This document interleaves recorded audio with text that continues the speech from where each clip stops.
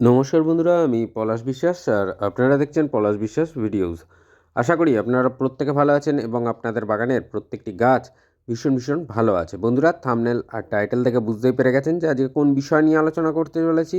হ্যাঁ বন্ধুরা, azalea azalea ফুল গাছে কি পরিচর্যা করব আমার বাগানের গাছে, এবং আপনারাও সেটা কিন্তু করে ফেলবেন আপনাদের বাগানের গাছে। তো অ্যাজিলিয়া কিন্তু মানে শীতপ্রধান অঞ্চলের গাছ, যদিও এখন বিশেষ কিছু পরিচর্যার মাধ্যমে আমাদের এই দক্ষিণবঙ্গেও সেটা করা সম্ভব হচ্ছে। তবে বেশ কিছু সমস্যার সম্মুখীন আমাদের হতে হয়, কারণ গ্রীষ্মকালটা যা হোক করেও রাখতে পারলে বর্ষাকালে একটা ফাঙ্গাল ইনফেকশন হওয়ার সম্ভাবনা কিন্তু থেকে থাকে। তো সেই জন্য আমি যে সয়েল মিডিয়ায় করেছি, সেই গাছটার প্রতিস্থাপন থেকে শুরু করে অ্যাজিলিয়া গাছের টোটাল কেয়ারটা আমি দিয়েছিলাম। আশা করি অনেকেই দেখেছেন যে সিন্ডার মিডিয়া এবং ভার্মি কম্পোস্ট উভয়ের মিশ্রণে কিন্তু তৈরি হয়েছে এই অ্যাজিলিয়া গাছের মিডিয়া। আমার আর কিচ্ছু নেই। আর মাঝে মাঝে যে খাবার দেওয়া হয় ব্যাস সেটাই, কিছু টবের মিডিয়াতে এবং বাকিটা গাছের পাতায়। তাতেই এই দুটো গাছ, ছোট ছোট গাছ আছে যা কিন্তু দ্রুত ঝোপালো হয়ে গেছে। যারা পুরনো ভিউয়ার্স তারা দেখে বুঝতেই পাচ্ছেন, আর যারা নতুন ভিউয়ার্স তাদেরকে বলবো যে অ্যাজিলিয়া করুন। আশা করি বাঁচিয়ে তো রাখতে পারবেনও, তার পাশাপাশি কিন্তু অজস্র পরিমাণে ফুলও আপনারা কিন্তু আপনাদের গাছ থেকে পাবেন। তো এই গাছটা দেখছেন, এ কিন্তু ফুল দিয়েছে কিছুদিন আগেই, আর শুকনো অংশ রয়েছে ফুলের। আর এই গাছটা, এটা কিন্তু পুরো টকটকে লাল। লালটা অনেক সময় ক্যামেরায় আসে না লাইটের কারণে, আমি যে তবুও লাইট কমিয়ে আনার চেষ্টা করছি। তো দারুণ দেখতে, একেবারে পুরো গোলাপের মতন যেটা ফুটছে। 3টে ফুল আছে এখানে। তো আহ, যেটা করতে হবে, আগাছা আগাছা একেবারে হতে দিলে চলবে না। পাতা দেখবেন, মানে আমারও হয়েছে যে রিসেন্ট বৃষ্টিতে টানা ভিজেছে, আমার কোনো শেড নেই, খোলা আকাশের নিচেই গাছ থাকে। তো বৃষ্টিতে ভেজার পরে আমি ফাঙ্গিসাইড স্প্রে করেছিলাম পরের দিন।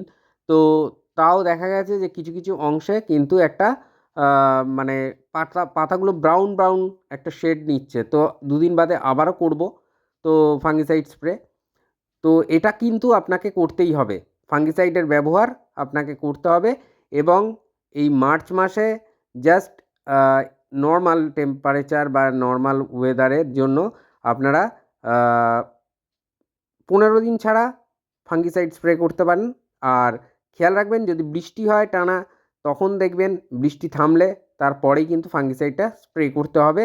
অথবা বৃষ্টির আগাম সতর্কতা জানা থাকলে আগেও একবার স্প্রে করে দিতে পারেন গাছের পাতায়, এবং অবশ্যই কিছুটা মিডিয়ায়। তো দেখুন, যেগুলো ফুল হয়ে গেছে শুকনো অংশগুলো কিন্তু কেটে ফেলতে হবে।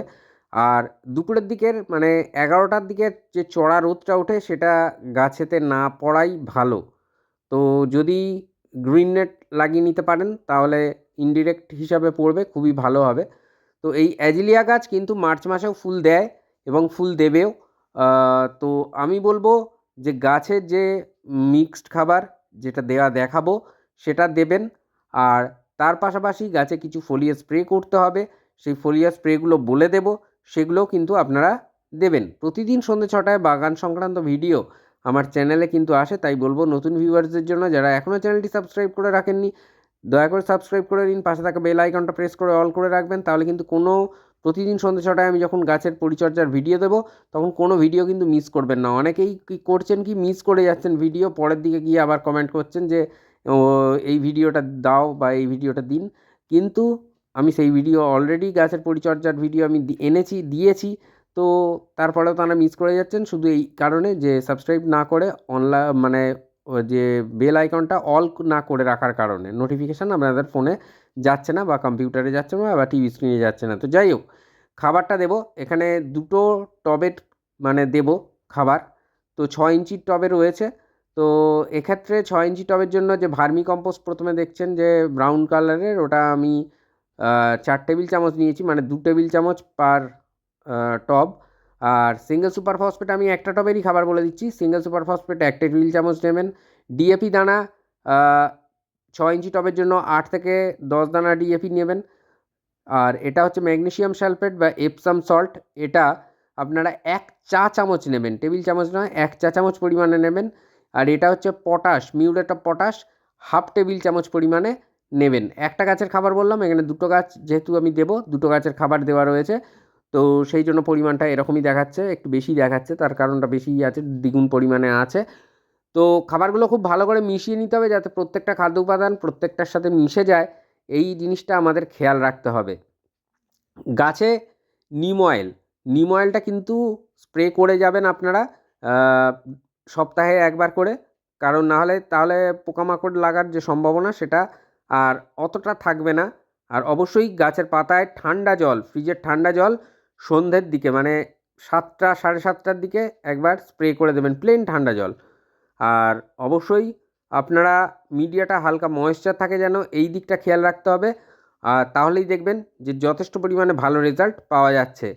তো এই যে খাবারটা দিলেন, এই খাবারটা দেওয়ার ঠিক 5 দিন পরে টবের মিডিয়াতে আপনারা হিউমিক অ্যাসিড দিয়ে দেবেন। যাদের কাছে লিকুইড ফর্মেশনে আছে 1 লিটার জলে 1 ml থেকে 1.5 ml অবধি নেওয়া যেতে পারে। আর যাদের কাছে ডাস্ট ফর্মেশনে আছে 2 গ্রাম নেবেন 1 লিটার জলে, সেখান থেকে 200 থেকে 250 ml জল নিয়ে টবের মিডিয়ার মধ্যে আপনারা দিয়ে দেবেন। আর এটা 20 দিনের ব্যবধানে রিপিটও করবেন, কোনো সমস্যা নেই, ভালো রেজাল্ট পাওয়া যাবে। আর অবশ্যই আপনাদেরকে বলবো গাছের পাতায় এবার ফোলিও স্প্রে করার কথা। দুটো এনপিকে রাখবেন, দারুণ রেজাল্ট পাবেন। এক হচ্ছে ব্যালেন্সড এনপিকে, যেটা 19-19-19 বা 20-20-20 1 লিটার জলে 2 গ্রাম নেবেন, নিয়ে গাছের পাতায় স্প্রে করে দেবেন। প্রথমে যদি 19-19-19 স্প্রে করলেন, তার থেকে ঠিক 3 দিন পরে কি 4 দিন পরে বা 5 দিন পরেও, মানে 3 দিনের গ্যাপ রেখে আপনারা কিন্তু যে এনপিকে 0050 সেটা গাছের পাতায় স্প্রে করতে পারেন। দেখবেন প্রচুর পরিমাণে ফুল আপনারা কিন্তু পাবেন। আর এই গাছের পাতায় আমরা যে ম্যাক্রোনিউট্রিয়েন্ট স্প্রে করছি, অর্থাৎ এনপিকেগুলো, সেগুলোর ছাড়াও আমাদের গাছের পাতায় কিন্তু বেশ কিছু মাইক্রোনিউট্রিয়েন্টও স্প্রে করতে হবে, কারণ গাছের কুঁড়ি আনার ক্ষেত্রে, ফুল আনার ক্ষেত্রে কিন্তু মাইক্রোনিউট্রিয়েন্টের মানে জুড়ি মেলা ভার। তো সেই জন্য বলবো যে কোনো অনুখাদ্য, যে কোনো মাইক্রোনিউট্রিয়েন্ট আপনারা গাছের পাতায় স্প্রে করতে পারেন, তাতে খুব ভালো রেজাল্ট আপনারা কিন্তু পেয়ে যাবেন। আর কীটনাশকের ব্যবহারটা তো বলেই দিয়েছি যে কীভাবে পরিচর্যা করতে হবে কীটনাশকের। তো এরপরে যেটা বলবো যে সবচেয়ে গুরুত্বপূর্ণ বিষয়, এই গাছে কি কি দেবেন না। এই গাছে সরিষার খোল পচা জল এই সময় দেওয়ার কোনো প্রয়োজন নেই। যখন চড়া ঠান্ডা ছিল আমি দেখিয়েছিলাম, বলেছিলাম যে দেবেন সরিষার খোল পচা জল। এছাড়া যদি মাইক্রোনিউট্রিয়েন্ট যেটা বলছিলাম, সেটা আপনারা মাসে 2 বার দেবেন। আমি বায়োভিটা এক্স দেখাচ্ছি মানে এটাই দিতে হবে এমনটা নয়। যে কোনো মাইক্রোনিউট্রিয়েন্ট বা যে কোনো অনুখাদ্য আপনারা প্রদান করতে পারেন গাছের পাতায়, এবং সেটা গ্যাপটা যেন 15 দিনের হয়, মানে আজকের দিলেন, আজ থেকে 15 দিন পর দ্বিতীয়বার আরেকবার দেবেন।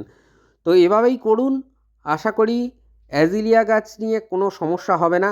অবশ্যই বেলার দিকের যে সূর্যের কিরণ সেটা থেকে বাঁচিয়ে রাখুন, সেফ রাখুন।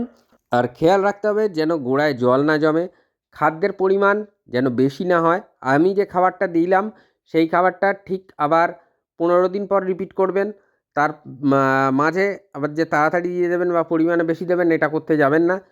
তো এইভাবেই কেয়ার করুন, সুন্দরভাবে অ্যাজিলিয়া থাকবে, সুন্দরভাবে অ্যাজিলিয়া হবে অবশ্যই। আর জল মাঝে মাঝেই বললাম যেটা, ফ্রিজের জল পাতায় স্প্রে করবেন সন্ধ্যেবেলা করে, খুব ভালো থাকবে গাছ। তো আশা করি বুঝতে পারলেন যে কীভাবে অ্যাজিলিয়ার পরিচর্যা এই মার্চ মাসে করতে হবে। তো আজকের মতো এ পর্যন্তই, আবার আসবো আগামীকাল ঠিক সন্ধ্যে 6টায়। খুব ভালো থাকবেন সকলে। হ্যাপি গার্ডেনিং বন্ধুরা, নমস্কার।